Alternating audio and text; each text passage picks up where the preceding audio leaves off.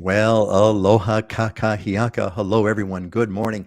That's what aloha kakahiaka means. It means good morning in Hawaiian. Today is September 30th, 2022, and you have joined us live on the Aloha Friday Hawaii Real Estate Show. Welcome, everyone. Let me bring in my friends over here. We've got, I don't know if I need to unmute you guys or not. Yeah, I muted you guys before we started, but see, okay, you can unmute yourself. All right, so we got, let's see here. We got my friends. There we go. We got Scott Startsman, who is joining us from Oahu, and we got Dylan Nonaka, who is back. Welcome back, Dylan, who's from the Big Island. Why don't we kind of give a welcome to Dylan? We're doing a mic check. This is like the first 5 minutes. We're warming up. We got Jim over here, who's joined us first man in line, followed closely by Joan. Another glorious day in paradise. Indeed, it is. It's a beautiful day today. And Joyce, Auntie Joyce, is with us. Happy Aloha Friday, Auntie Joyce. Great to see you. Kelly is Kelly and Joan are both alumni of the Islander Ohana. Great to have you guys with us. Tracy, join. Tracy, Tracy. I got your question. You gave us the question of the day today. So Tracy, thanks for joining us. Pat is with us. Patrick, hey, from Raleigh, North Carolina, dude. God bless. I hope all is safe. And boy, the fact that you're joining us when you're in the middle of a hurricane, that you get some kind of an award for that, dude. You get an award for that. I don't know what to say. Thank you. Okay. Yes, Auntie Joyce. Excluding myself, sexy, handsome men. Yes, thank you. Absolutely. And Tracy, you got it. So Dylan, let's warm up these microphones. Dylan, what's going on, buddy? Welcome back. Hey, it's good to be back. Yeah, I had a couple of weeks of had a trip and then some army training to do, so I'm past that. But yeah, I missed you guys, and super stoked to be back. We're just another beautiful day over here in Kona. We're gearing up for the Ironman next week, and so there's people in speedos all over town, all over the roads, everywhere, and it's going to be a little bit different this year. They're actually doing it on two separate days. It's going to be Thursday and Saturday. They're doing women on Thursday and then men on Saturday. So it's going to be kind of a longer event and more.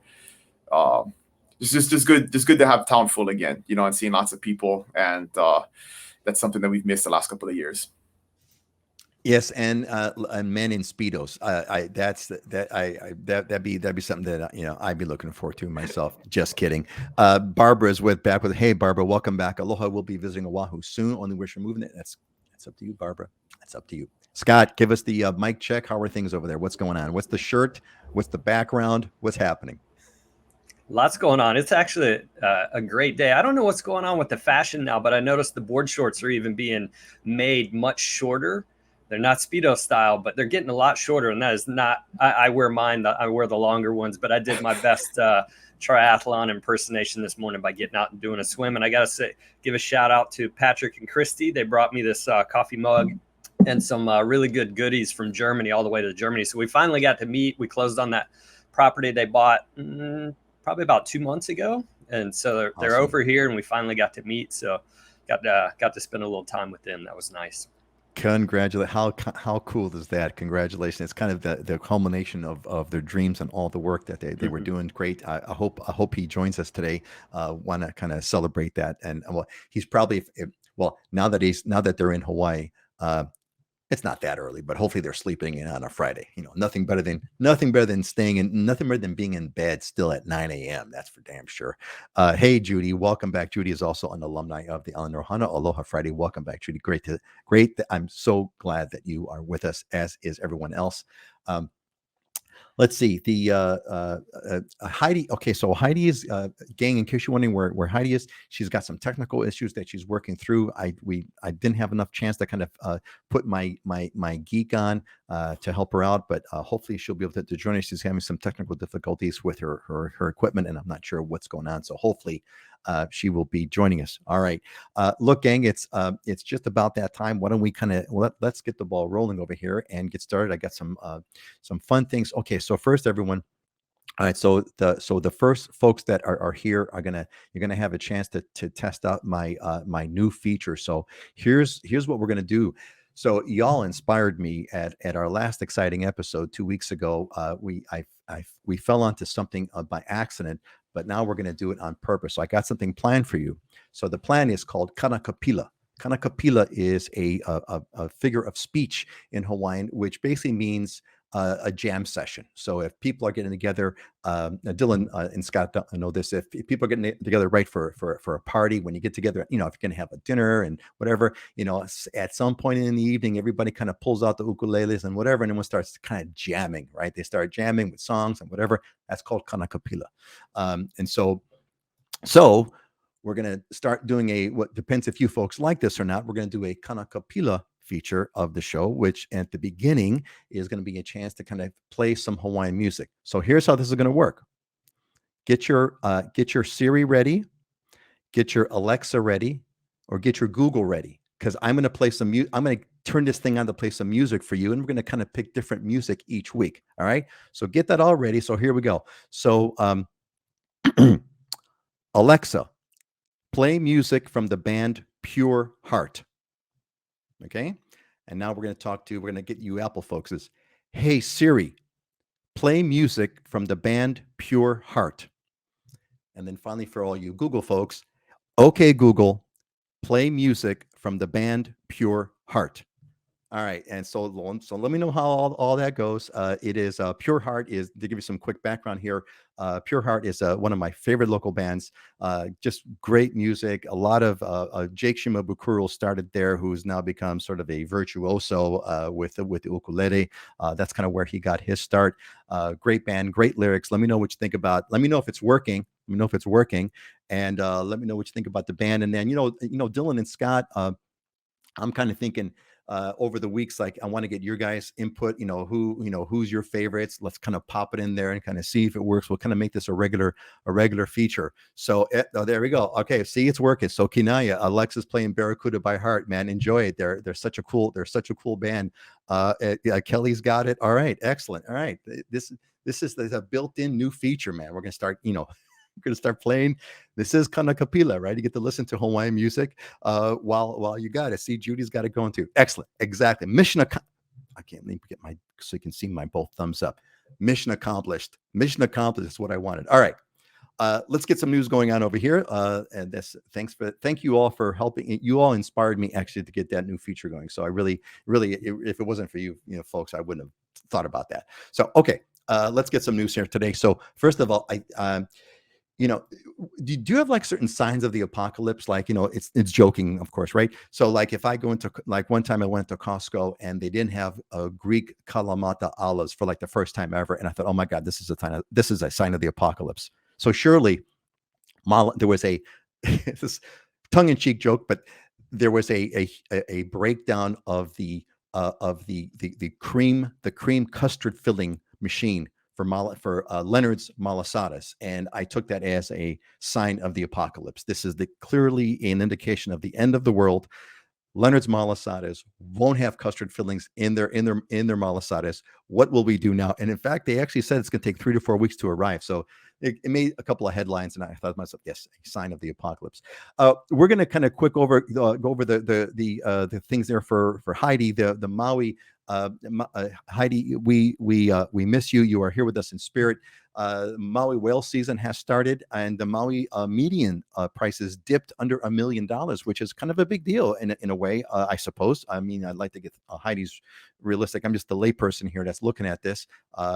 We were at, I think, we're at 1.2, I think, for the median. Now it dipped under 1. So coastline retreats. So there's an interesting story about the coastline. Let me kind of dig this one up here to kind of share it with you. So looks like there's a fair amount of sort of controversy going on right now, and on Oahu's North Shore, there's a bunch of homes that basically they're losing their front yards, and in some ways the homes are gonna I don't know what's going to happen exactly, but they and so what's going on is, like, there was a story a couple of months ago. I don't know if y'all recall this, about a home that literally fell in the water because all the land had eroded in front of it. This is now happening to a lot of other places where the land's eroding. They're trying to figure out what to do with it, and it's against the law for you to put anything up that blocks that process. In other words, you can't put sandbags up, you can't put rocks up, you can't do stuff that blocks that natural process. And so they're running into some controversies and some problems. And there's apparently a new law that says the setback has to be back even further. So there's going to be a mess over here. And I'm kind of curious what, Scott, when we go around. I'd like to hear what your take is on this. And then finally, this is again, Heidi, we're missing you because I had all these kind of Heidi topics here today. But anyway, you'll be back, I'm sure. Coffee prices apparently on the Big Island, man. Their yield is down by something like 30 to 40% less yield of coffee. So in that can mean only one thing, is that coffee prices are going to be going up. So that's the quick roundup of the news that I want to share with you all. So why don't we Why don't we do this? Why do you think that is? Why do you think the yield is lower for coffee? Does anybody have any guesses on that? Oh, okay. All right. Here. Okay. Thanks, Dylan. Impromptu. Everybody. What's the cause? What's the underlying cause of the yield? What's the underlying cause, everyone, of the lower coffee bean yield? What is it? Take a guess. Throw it in the comments. I want to hear about it. And Dylan, right before we go to you, is Jen. Jen today is my move day to the Big Island, sitting at Seattle, waiting to take off. Wow, how cool is that? How cool is that? Keep us posted, Jen. That's totally awesome.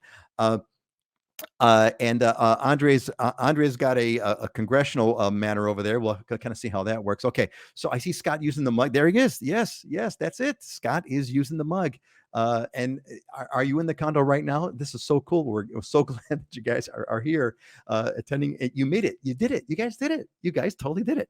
So Dylan, why don't you give us some of the some news on the Big Island and hold off on your answer, because I want to get everyone's kind of feedback and we'll kind of see where it all goes. What's the cause of the drop in 30 to 40% for coffee beans on the Big Island? Dylan, give us let's see. I gotta wait. I did this work for a slide. I need to kind of show the darn slide. So market update. Give us a market update, Dylan. Give us a what's going on the Big Island. What's happening in the market?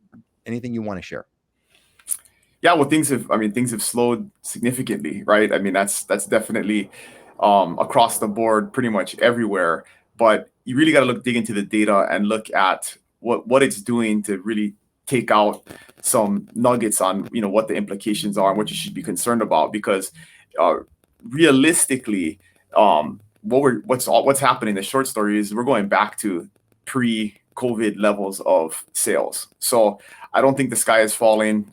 This is a correction that needed to happen. We used to sell about 5,000 properties a year on the Big Island in 21 in the COVID years, kind of 20 to early 22, we were doing about 7,000 a year. So I mean, a ridiculous increase in the number of properties that we're selling.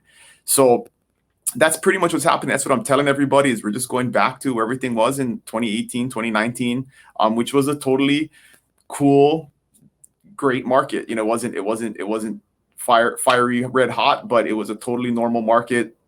Plenty of transactions happened. So we don't have that much to worry about. But even though we're still way off from where we used to be, right? So like right now, if you look at some perspective, if we look at a year ago, there was like under 1,500 properties on the market on the Big Island.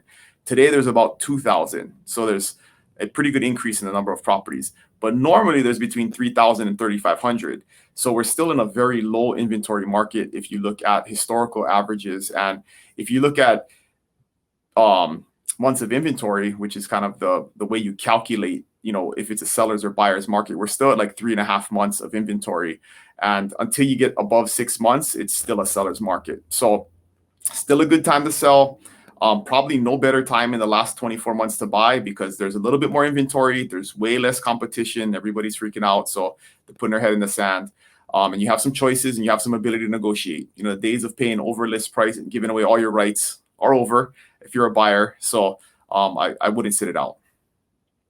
Was the days of pain? Is that what you said? The days of pain are over? Oh, the days of pain over list price. Oh, so my ears heard days of pain, PAIN. No, it was pain for buyers.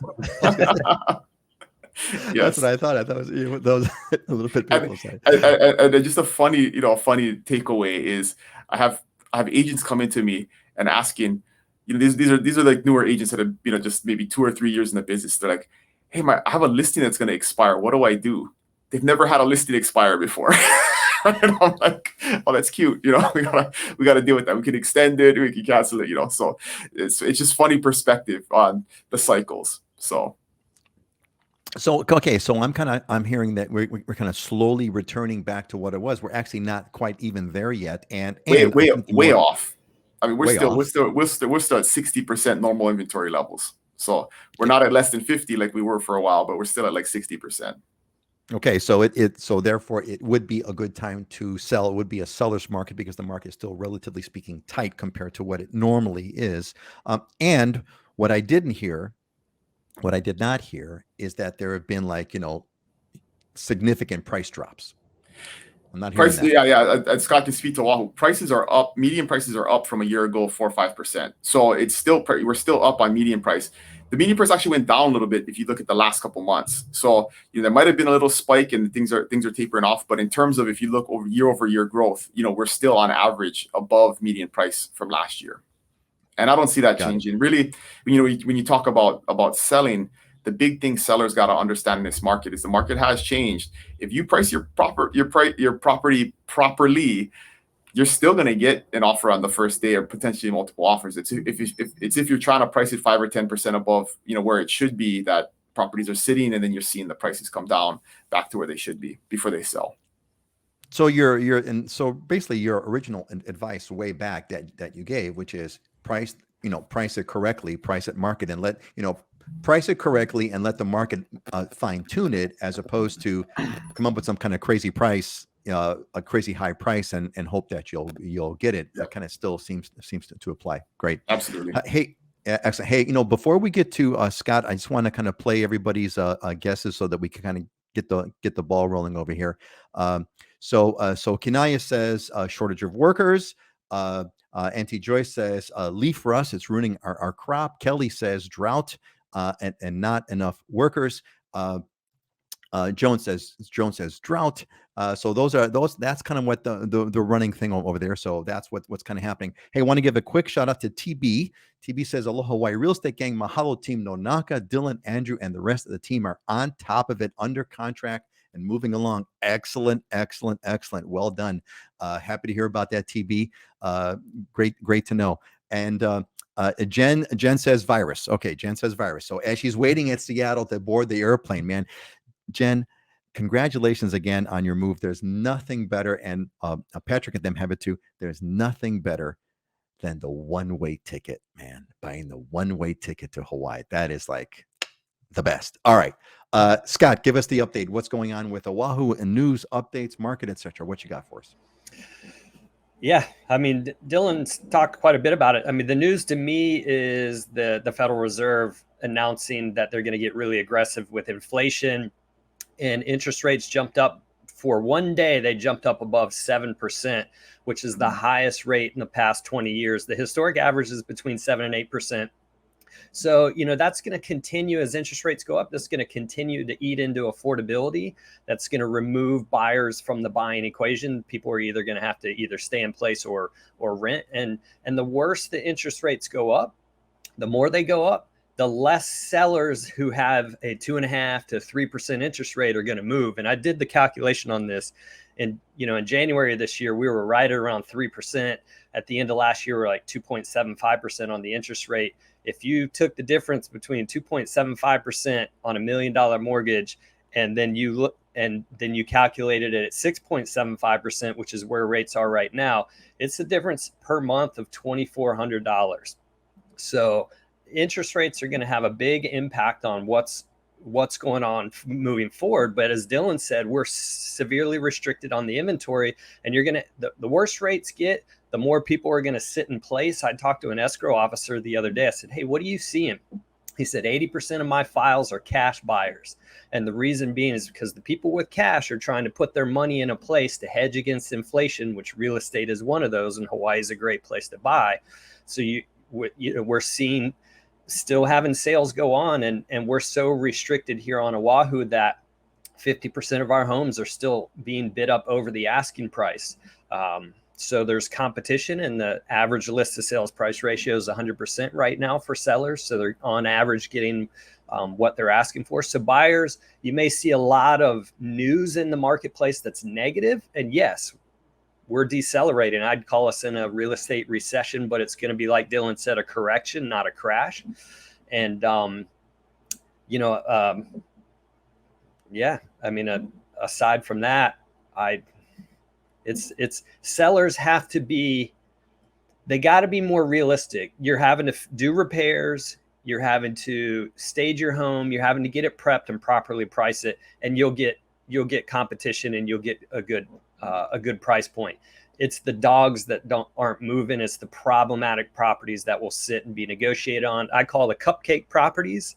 Those are the ones that everybody likes. Everybody loves a cupcake that looks nice. It's refreshed. It's new looking. Those will fly off the shelf pretty quick. So just like they used to, right? Isn't that I mean, it's always the case, right? The cupcakes zone, the dogs don't, right? I mean, it's always the case. Yeah, even in 2008, 2009, when I would see, and that was a really bad market, right? And I would see some of these properties that had like unique features or unique lot position with unique view channels, things like that. They'd go immediately, even in that marketplace, because those properties aren't readily available and people were willing to pay for them, and they come with demand. It's the ones that have issues, that have challenges that people can't work around and get around, or they limit the upward potential for value that they sit. Yeah, interesting. So okay. So thanks for bringing all this stuff up, you guys, and especially Scott. That's I didn't, I mean, you got to do the math, but what you say? Yeah. It's basically on $1 million, just an extra 2,400 a month. Right? 2 weeks ago, we were at 6%. The difference between 6 and 7 is it's over $600 a month in a mortgage payment. That's significant. That eats into affordability. And here's the interesting thing. So everyone that wants to wait till the rates get to the top and think the prices are going to pull back the same, there's market research out there that says for every 1% that the interest rate goes up, properties pull back 4 to 6%. Now, the problem with that is a 1% increase in the mortgage is actually the equivalent of 11% price increase. So if you're waiting for interest rates to get to the top, your mortgage payment, and you're getting a mortgage, your mortgage payment is going to be more tomorrow than it is today. Well, I mean, that speaks to the whole idea, which is a big sort of a no-no in the stock market, or investments, not the stock market, but if you're kind of a long-term investor trying to time the market, right? You can't, market timing never works. Now, maybe if you're kind of a real estate speculator and, you're not watching, if you're a real estate speculator, you're not watching this program because we're not about speculators. But for the long term, you hit the nail on the head. Like all the projections that we're looking for acquisitions are 5 to 10 years, hold time frame. 10 years is what I'm running on right now, is that, hey, we're setting us up for a 10-year hold. If you're a flipper, you shouldn't be buying now. If you're in the short 1 to 2 year, 3 year time frame, you better be really careful because there's too much risk in the marketplace. It will correct itself and it will get into an upward projection, but you need to be you need to have the mindset of more of a long-term hold. Otherwise, you got to be careful. I mean, here's the funny part, and I hate to say it because it's such a common term, but the best time to buy is right now, and that's always the case, right? Because I mean, at the end of the day, let me get a better shot over here. Look, at the end of the day, it seems to me that you're unless, again, if you're an institutional investor, or if you're fix and flip or whatever, you're not watching this program.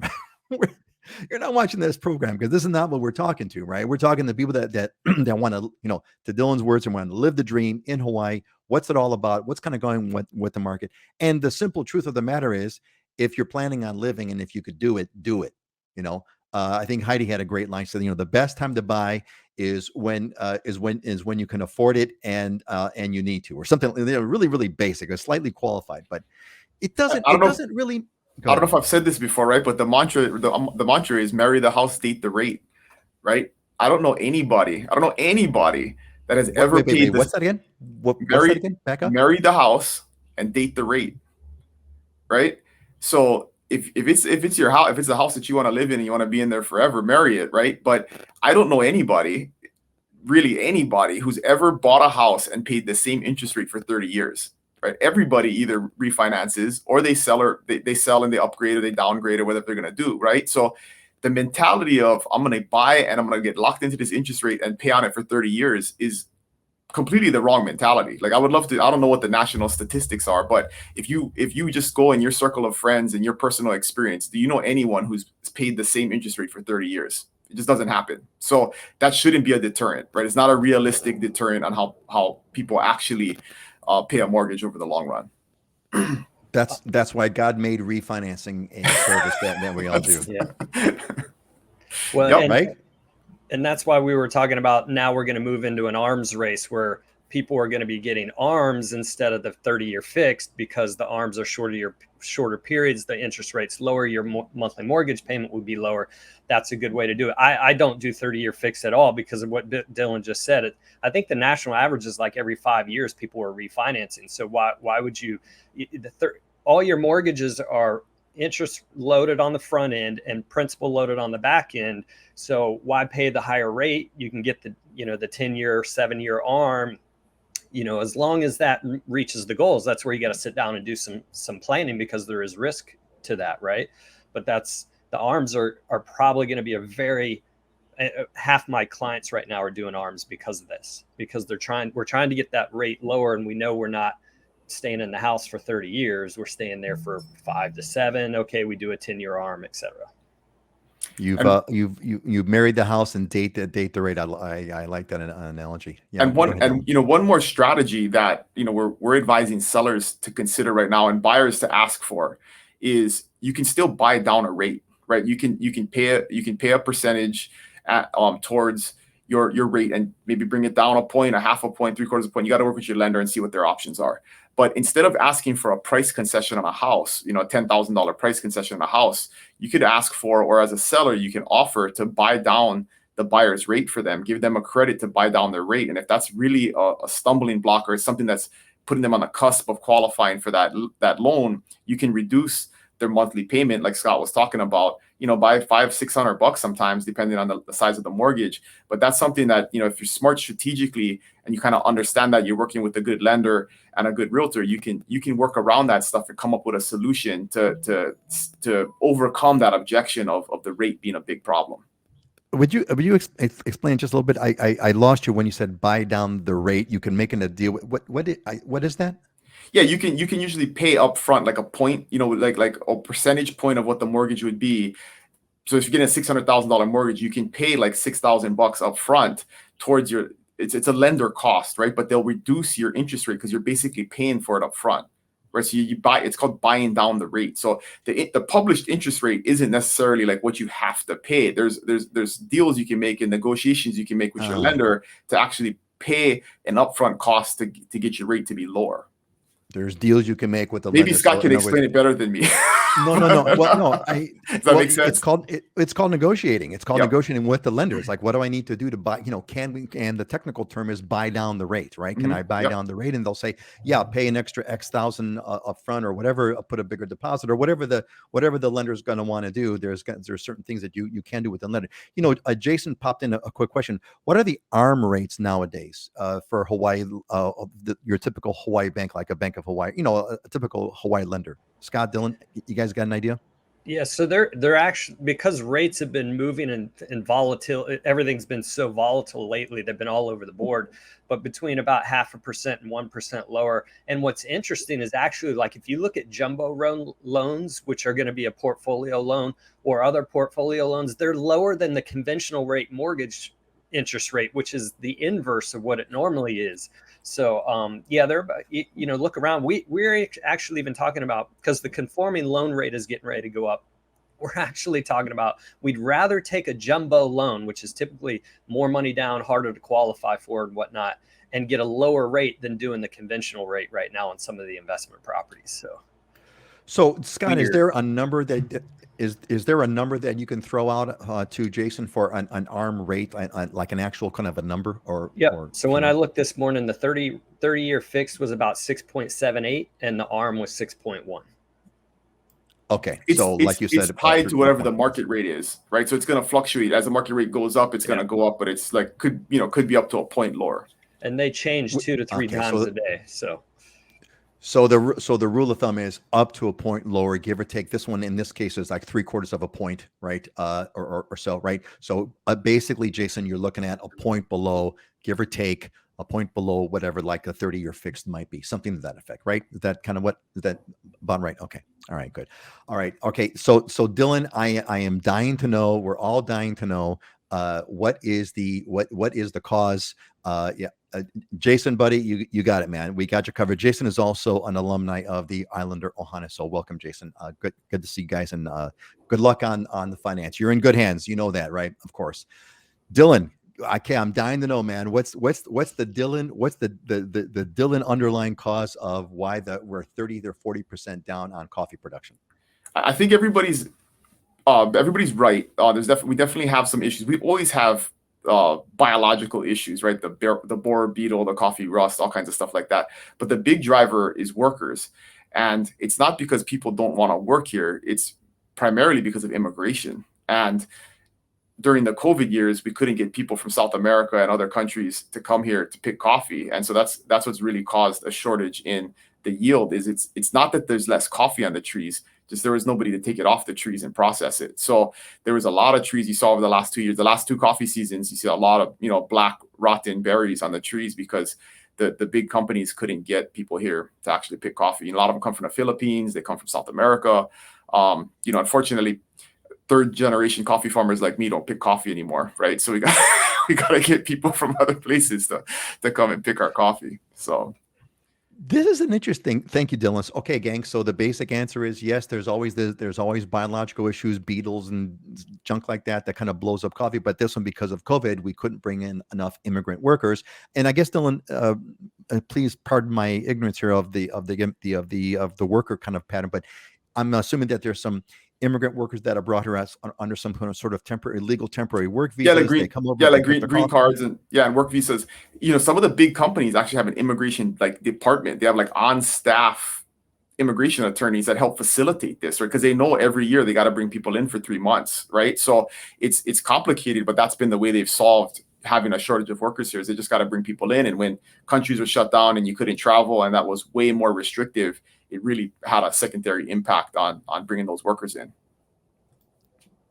That is that's an interesting fact. Well, gang, are you surprised? Does this make sense? Is this something that you thought about or not thought about? I'd love to get all of your feedback on here.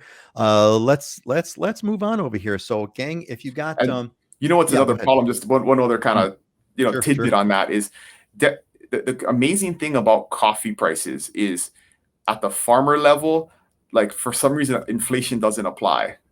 I feel like it took forever. When I was a kid, it was $1, $1.50 a pound. And then it took forever to get to $2 a pound. This is for red cherry off the tree. And right now, maybe top dollar you can get is $2.50, $2.25 for a pound of coffee, but it's been that way for 10 years, right? So that's something that makes it really hard too from the farmer level is if you're growing the coffee, unless you're taking it all the way to finished product, which is a whole nother huge operation. You got to have drying racks, you got to have roasters, you got to have bagging machines, all this kind of stuff.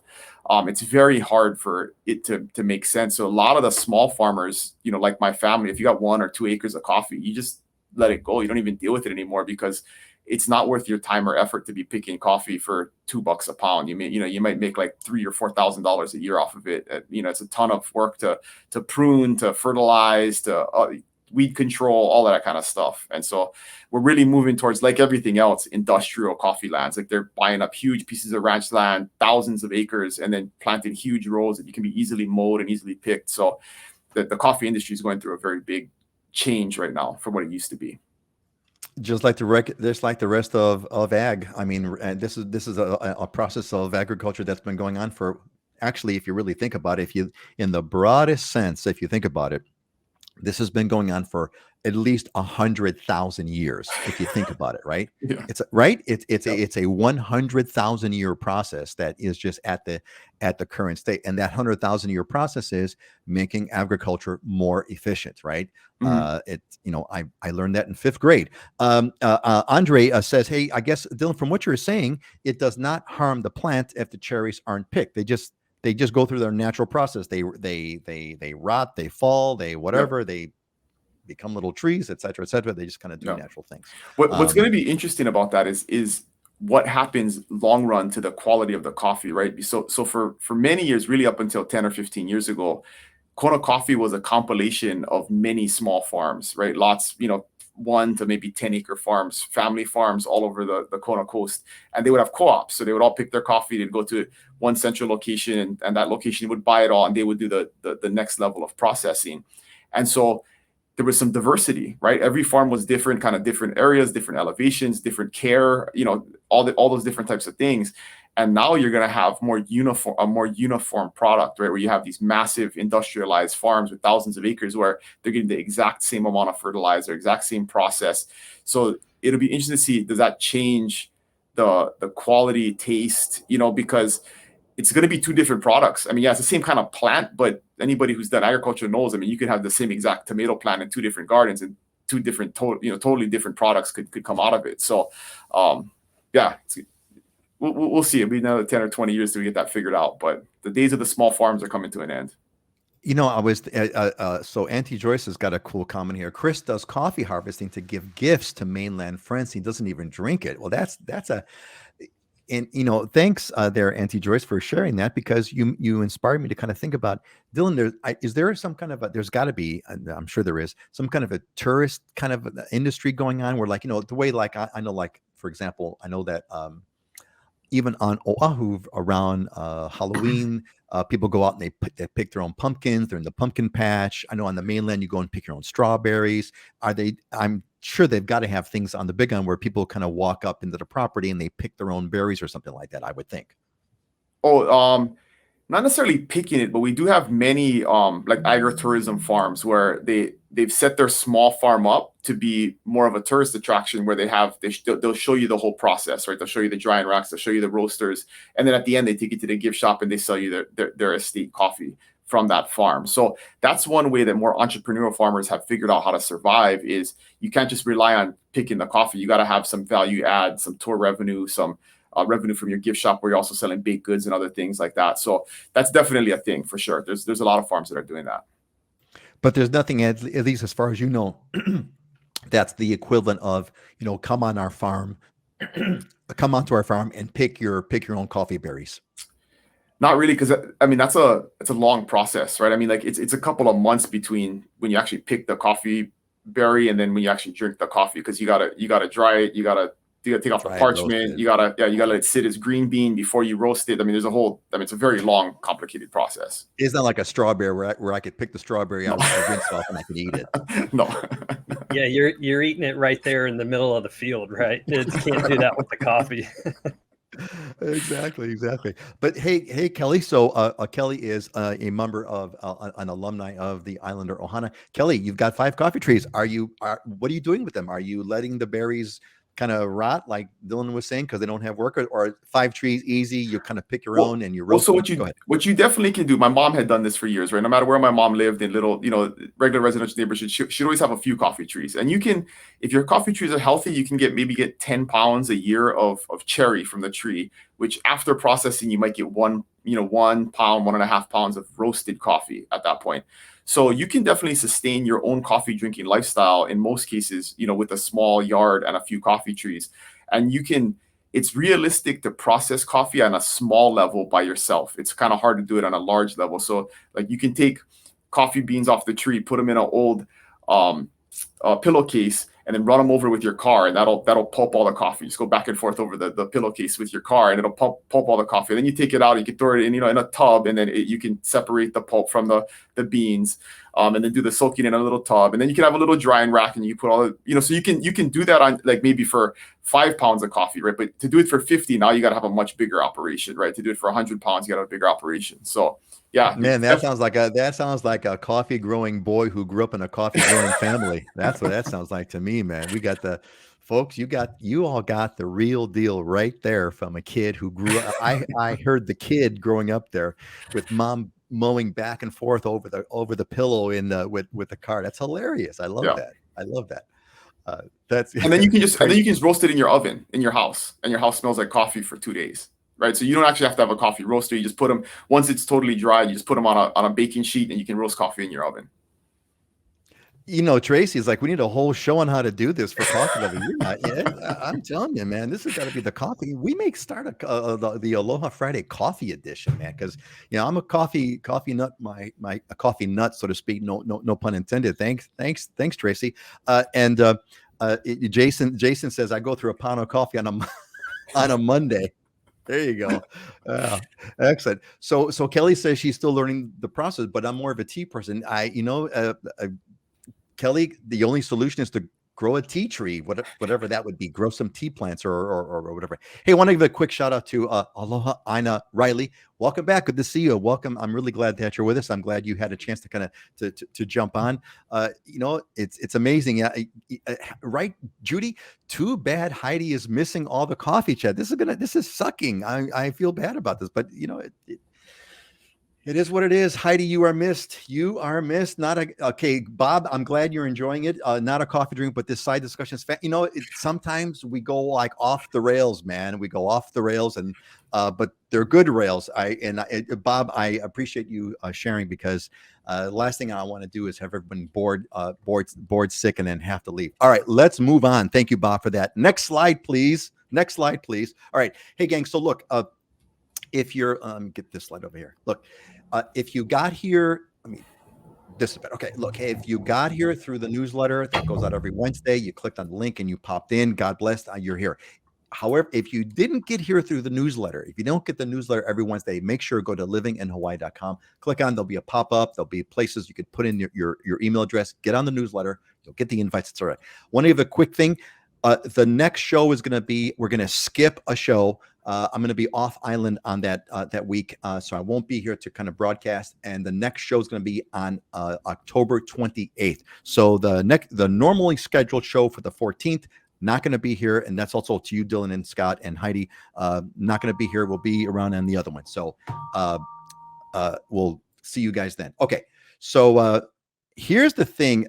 With that all being said, I wanted to kind of share with you all our big question, and this one came from Tracy. So thanks, Tracy. This is because of you. Really, I get all kinds of questions every so often. We get like a really, really good one, and this is a really, really good one. So I want to kind of bring this up for our big question, the topic to kind of chat with. And again, I'm really bummed that Heidi's not here, because I love Heidi's the way she contributes, the way all of you can contribute. So the more the merrier. But anyway, so here's what Tracy says. What can tourists do to reassure the native local Hawaiians that are aware that we come with respect for the land, the people, and the culture? So I thought this was great. Thank you, Tracy, for submitting that question. So I thought what was interesting about this, right, was that Dylan and Scott, we've always talked about a bunch of times about, the way to get along in Hawaii is to respect the culture, embrace the culture, not impose sort of your ways on the local ways. We've all said that, and that's been a consistent message. So Tracy's question is a good one, because like, okay, great. What does that mean? Tell me what to do? What do I do to sort of show this respect, that we come with respect for the land, people, and the topic? Yeah. See, Jen, great topic, right? It's a great topic. Now I must say, because Judy says this, if you're not in the Islander Ohana, get in on it. And we are going to be starting up our next cohort. We do talk about this in depth on the Islander Ohana. But for those that haven't joined our cohort yet, what do you do? Why don't we do, let's do Scott first. Scott, and then Dylan. So Scott, what do you say when Tracy says, what do I do? What do you do, Scott, to demonstrate this respect? You're muted. Unmute your mic first. That's the first thing you do. You unmute the mic. Well, the first thing that someone does is they take their shoes off at my front door when they come over. Part of it is learning the cultures and doing the studying to understand what some of those cultural aspects are, such as taking your shoes off at somebody's front door when you come over. That's part of it. To me, the other component is just having self-awareness. A lot of times I feel like, people have blinders on what they're doing, and they aren't really self-aware of their impact on others. We are in a small island where, if you look at a map, we're a speck on that map out in the middle of the Pacific, so we are in tighter quarters here, and the vibe is more laid back. So when you do come to visit, be aware of your surroundings, be aware of how others are acting. But one in particular is if you go to visit someone at their house, you take something with you, some kind of gift, food, drink, etc. That's a big one. To me, it's studying, trying to learn what some of those cultural aspects are and being very respectful of them and being self-aware. There's nothing worse than, a self-absorbed person. A lot of that to me comes with common sense, but someone told me the other day, common sense is something that's not necessarily common anymore. So. Well, and not just that, but self-awareness, self-awareness. If someone lacks self-awareness, they're by definition not self-aware. So by telling someone you should be self-aware who's not self-aware, they're not going to get it. It's like, what the hell's your problem? Okay. So some simple, straightforward takeaways, right? Take your shoes off before you go into someone's house. That's simple, really straight sort of stuff. And then the other one is when you go to someone's house, bring something. Judy had a great story that she shared with us about doing that, and it was a very touching one. So Judy, I'm thinking about you now. Just what Scott's saying, your story. Okay, easy. We'll come back and if you have some more that pop in your head, because Scott, what's interesting about it, right? When you've lived here for the majority part of your life, it's like the air that you breathe. You take it for granted. You don't think that, oh yeah, slow down the car and let people go in front of you when they got their signal on, as opposed to speeding up and closing the gap so that they don't go in, right? But you take this for granted. Dylan, what do you tell people to how do you show? What do you say? Scott's completely right. I mean, it's all about self-awareness, and if you're aware of it, if you've been asking the question, you're on the right track, in my opinion. And something to consider to show it, right, is to ask. I think that's a very important thing that sometimes people don't do, is just having the humility to maybe ask in a situation if you're not sure what the right thing to do is. And 99% of people, will gladly share with you what the right thing to do is, right? Or when you go to a beach, if you see a local or you see a lifeguard, hey, just ask, should I go over here? Is it okay to go on those rocks? What are some protocols that I should be aware of? I think about this is my personal example is I love jiu-jitsu, right? And I do that regularly here. But whenever I travel, I try and go and drop in and train at a different gym so I can learn from other people and get that experience of, folks that are outside of my circle. But the first thing I always do when I get there is I either ask the professor or the guy that's in charge, ask them, hey, is there any specific protocols that I should be aware of? Because I want to be respectful of their culture, right? Their gym, the way they do stuff, the way, whatever it is. And some places they want you to actually, take alcohol and wipe your feet down before you go on the mat. Other places there's a certain bowing protocol, whatever it is. But unless you ask and you have the humility to want to gain that information, people aren't going to offer it up. They're going to tell you once you're wrong, right? Once you've done the wrong thing. So I think that helps, having that self-awareness and just being open to asking and being humble about it is definitely the first step, because there's no way somebody can write a book and tell you everything you need to know. It's going to be different from family to family, area to area. There's subcultures within the culture. One of the cool things, and maybe you can Google this and throw it up on the screen, is the local Ironman athletes put out this one-page thing called the Pono Pledge, and Pono means righteousness, like the right thing to do, right? That's what Pono means in Hawaiian. And they put this out and shared it with all of the visiting triathletes, just to give them a bullet-pointed list of the way that they should conduct themselves, things to be aware of, ways to be respectful. And I thought, I haven't seen that before. I thought that was a really cool idea that the local, triathletes tried to do to help prepare and just make the impact in the community a little bit easier, right? Because there's so many people that complain about when Ironman comes here. So that's, stuff like that, being aware of that and taking it to heart is definitely the first place to start. The Pono Pledge. I did a quick check. It's online. Like the Pono Pledge. I'm sure it's somewhere. Yeah.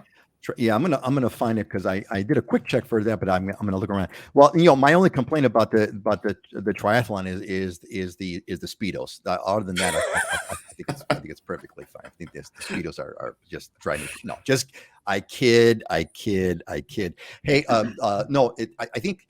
Look, one thing I want to ask. Look, there's a bunch of you right now that are on that are alumni of the Islander Ohana. Can you share? And throw it in the comments so I can throw it. Can you share with Tracy some stuff that you've picked up that's meaningful to you? Like, for example, Judy gave a great one. This goes into, this is the self-aware. This is the self-aware category. Listen to people. You don't need to talk about yourself. Yeah. So that's like a big, right? A big thing about local culture is you don't talk about the only way that, right, Dylan, the only way you talk about yourself is in a self-deprecating mode. That's the only acceptable way to talk about yourself. You can't say, I did this and I did that. No, you say, I screwed up. Yeah, not so hot. Yeah, I'm the last man, I'm the low man on the totem pole.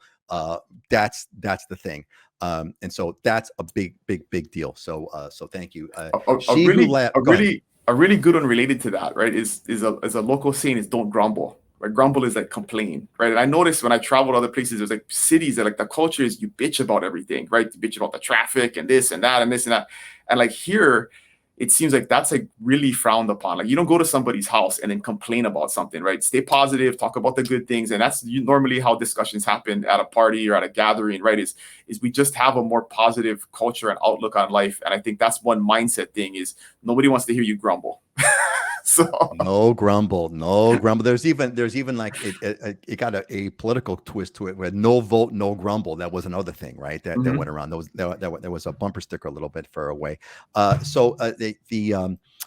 of them is from TB, volunteering and joining local service group, participating in local projects. Good way to assimilate to the island. Huge, big thing. Find your passion and volunteer for it. No question. Now, Kinaya, thank you, Kinaya. I so appreciate you putting your comment in because it's currently my favorite comment. My favorite thing to do. Here we go. That's the one. Learn to pronounce some things correctly. Okay. So this is like, I've been into this because I just added a course on the Islander Ohana on how to correctly pronounce Hawaiian words, not how to speak Hawaiian. That's like really hard, but at least to correctly pronounce Hawaiian words. To me, that is Tracy. If you want to because Tracy also mentioned that she lived on Maui about 22 years ago, and she's visited maybe 15 times since then. It's been a burning question for me. Learn how to pronounce Hawaiian words correctly because there is nothing is more obvious that you've not taken the way than for you to like butcher Hawaiian words. If you butcher Hawaiian words, that says you are haole in the truest sense of the word. Haole meaning foreigner. You are a foreigner. You have not pronounced and this is a kind of a universal cultural thing no matter where you go, right? If you go to France and you try at least to pronounce the French words correctly, the French will like it. But if you kind of Americanize and butcher French words, they're not going to be happy. So thank you, Kinaya, for bringing that up. That is huge. Jen, give back, visit for 3 weeks. Yep, that's it. Feed the homeless, clean up, etc. That's what you do.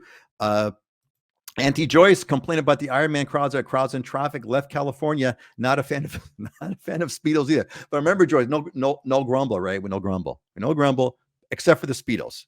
We can do it for the Speedos. Tracy, staying humble, giving back. Yep. Just on the bank for the first time, felt deep aloha spirit, so moved and humbled by it. Yeah, that's basic. And humbled is a really great local word, right? Humble, humility. I'm humbled. Having a true sense of humbleness. Although I have to riff on this for just a moment, I'm going to riff now. So start the riff period.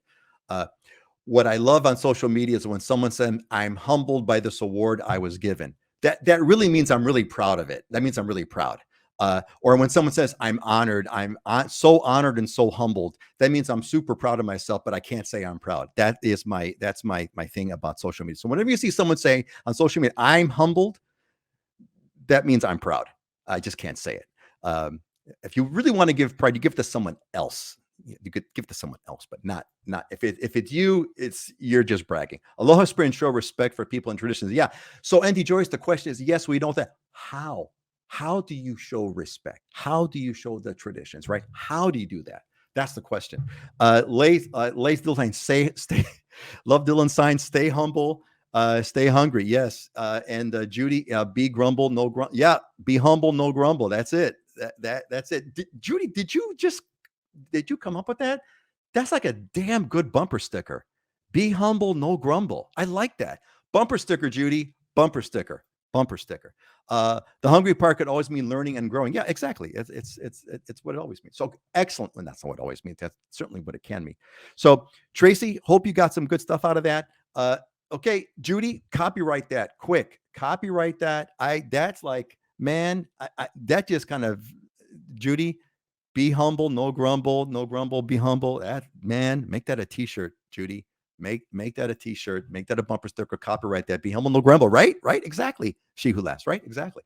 The reminder to learn the language really, okay, I want to make it this, yes, it is. The reminder to learn the language is really important. And it's not the language per se, because really there's a small group of Native Hawaiians that speak the language natively. That's an extremely tiny percentage. You really, no one, I should say no one, but really the grand overwhelming majority of, Dylan, you were born and raised here. How much do you actually speak Hawaiian term, like a sentence? Zero. I mean, I know, Okay. I know 50 Hawaiian words that, so when somebody say it, I could decipher what's going on, but it's mainly the stuff, it's the pidgin stuff, right? That you always use, pau, stuff like that people right commonly use. Yeah. But Garen's, but I can't put a sentence together. I can't put a sentence together. Yeah, exactly. I can't, really quote, no one does effectively. Yes, there is a group that do speak the Native Hawaiian language, and God bless them for it. And there's schools that are Hawaiian immersion. There's a movement. It's growing for sure. But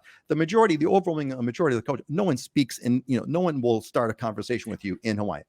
Go ahead, Dylan. Here's just a little anecdotal example of this. My son the other day tells me that he's really not liking one of his classes and his teacher, and I'm like, why? And he says because he refuses to pronounce Kalakahe properly, like the other high school, right? And I guess this guy went into some rant about how he's been here for like 30 years, but he just doesn't want to pronounce it properly, and it's just, my son finds that very disrespectful, right? Like, it's like there's no reason other than your personal opinion to not want to learn how to say the other high school's name properly. And so it's regardless of his ability to teach or his knowledge of the subject or the classroom environment, like his attitude is what's, turning my son off and changing his educational experience, right? So just something as small as that, where just a bad attitude, it's very interesting. Look, it's not small. It's not small at all. It's huge, right? Because what that teacher is basically saying is, the hell with you. Yeah. Right? That's what the teacher's basically saying. Go ahead, Scott.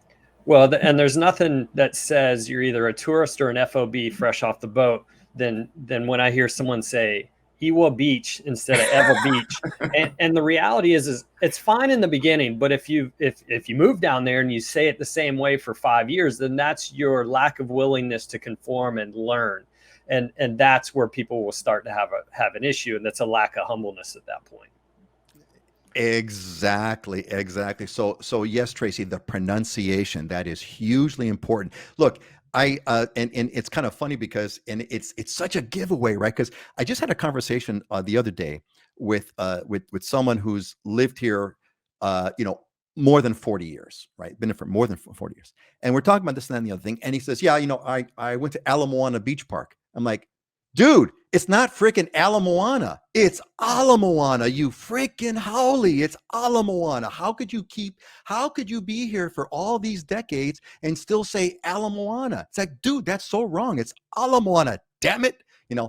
Anyway, so it was just kind of funny because it was a dead giveaway. The point is, it was a dead giveaway. It's a dead giveaway that this person has not sort of really embraced it. So that's that. Your son is, she who laughs says your son is right. The attitude and disrespecting the other school. Absolutely.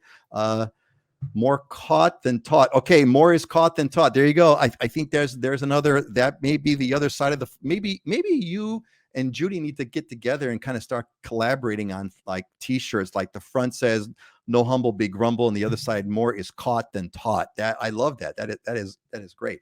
But, yeah, so pronunciations are important, and there's a bunch of pronunciations that we kind of take for granted, like Kalakaua, right? Everyone says Kalakaua, or everyone says Waikiki. Well, technically speaking, that's not correct. It's Kalakaua, right?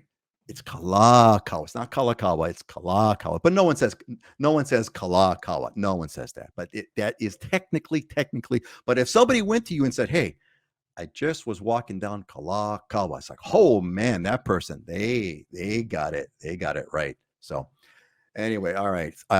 Anything else anybody wants to share? Let's see. I think I got everyone's comments on this, on anything.